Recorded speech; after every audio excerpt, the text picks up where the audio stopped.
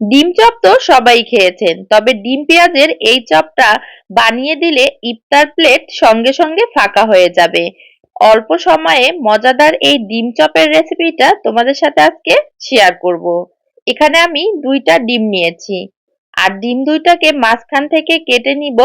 এক একটা ডিম আমি 4টা টুকরো করে নিব। চাইলে কিন্তু আস্ত ডিম দিয়েও বানাতে পারো, অথবা ডিমটাকে আরো ছোট করে কেটে নিতে পারো। তো আমি একটা ডিম 4টা টুকরা করে কেটে নিয়েছি। এবার লাগবে পেঁয়াজ। এই চপটা বানানোর জন্য পেঁয়াজের পরিমাণটা একটু বেশিই লাগবে।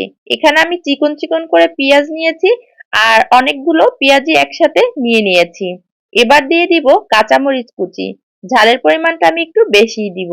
স্বাদ মতো লবণ, হাফ চামচ হলুদের গুঁড়া, 1 চামচ মরিচের গুঁড়া, 1 চামচ ধনিয়া জিরার গুঁড়া, আর দিয়েছি বেশ কিছুটা ধনিয়া পাতা। এবার হাত দিয়ে ভালো করে চটকে মেখে নিতে হবে। পেঁয়াজটা যতক্ষণ না নরম হয়ে আসে ততক্ষণ হাত দিয়ে চেপে চেপে এভাবে মেখে নিতে হবে। এখন কিন্তু পেঁয়াজটা নরম হয়ে গিয়েছে, পেঁয়াজ থেকে বেশ কিছুটা পানিও বের হয়েছে।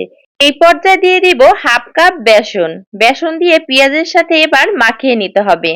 আর এখন কিন্তু পানি দেওয়া যাবে না, পেঁয়াজের যে পানিটা বের হয়েছে এটা দিয়েই মেখে নিতে হবে। যদি মনে হয় শক্ত, সেক্ষেত্রে সামান্য পানি দেওয়া যেতে পারে।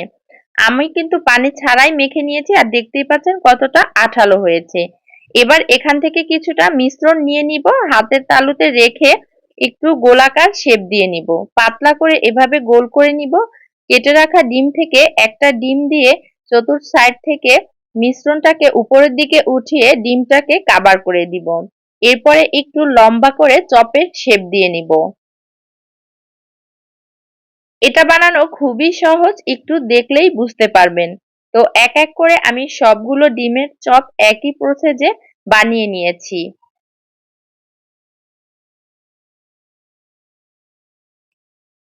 বানানো হয়ে গেলে প্যানে আমি তেল বসিয়ে দিয়েছি। তেলটা গরম করে এখন এক এক পিস চপ দিয়ে দিব তেলের মধ্যে। চপগুলো দেওয়া হয়ে গেলে 3 থেকে 4 মিনিট নিচের পাটটা ভেজে নিব। এরপরে উল্টিয়ে দিব নিচের সাইডটা উপরে আর উপরের সাইডটা নিচের দিকে। মিডিয়াম টু লো হিটে রেখেই এই চপগুলো ভাজতে হবে একটু সময় নিয়ে। তাহলে চপগুলো মুচমুচে হবে, আর খেতেও কিন্তু ভালো লাগবে। চপগুলোকে গোল্ডেন ব্রাউন কালার করে ভেজে উঠিয়ে নিতে হবে। আর এরকম গোল্ডেন ব্রাউন কালার করে ভাজলেই চপগুলো খেতে বেশি ভালো লাগে। তো এবার একটা ছাঁকনি দিয়ে তেলটা ছেঁকে উঠিয়ে নিব। হাতে যদি 20 মিনিট সময় থাকে তাহলেই বানিয়ে নিতে পারবেন এই ডিম পেঁয়াজুর চপ।